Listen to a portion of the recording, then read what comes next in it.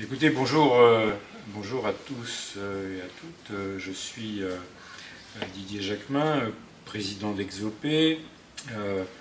militant de longue date, je dirais, de l'éducation populaire,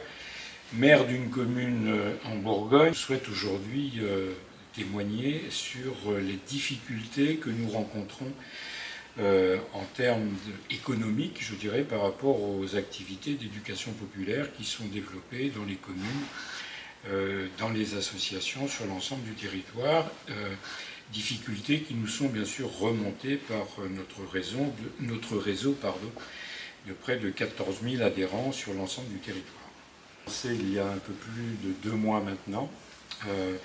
qui rencontre un écho assez important puisqu'on a dépassé les 3200 signatures de responsables associatifs, de dirigeants associatifs, d'élus locaux, qui effectivement disent les difficultés économiques dans lesquelles l'éducation populaire et notamment les structures que nous regroupons peuvent rencontrer dans la situation actuelle, je dirais, de tension finalement sur les financements publics.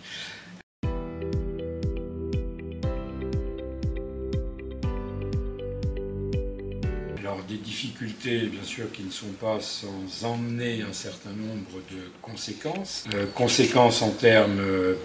d'emploi bien sûr, conséquences en termes de capacité d'accueil de nos structures, conséquences en termes d'activités proposées aux enfants, aux jeunes, aux familles sur les territoires, conséquences qui commencent bien sûr à alerter, je dirais, un certain nombre de nos responsables locaux, des employeurs, je dirais, de notre réseau et qui nous indiquent la nécessité aujourd'hui de porter haut et fort auprès du gouvernement les risques que nous rencontrons à trop pressurer, je dirais, les financements publics qui nous sont accordés.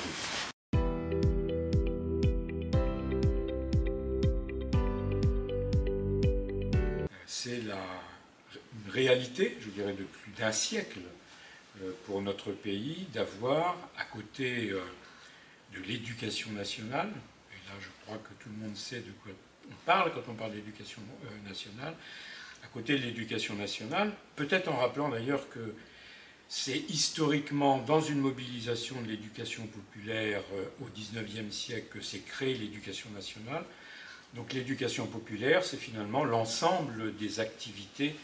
que peuvent pratiquer des enfants, leurs familles, des personnes âgées sur le territoire national et qui leur permettent, je dirais, de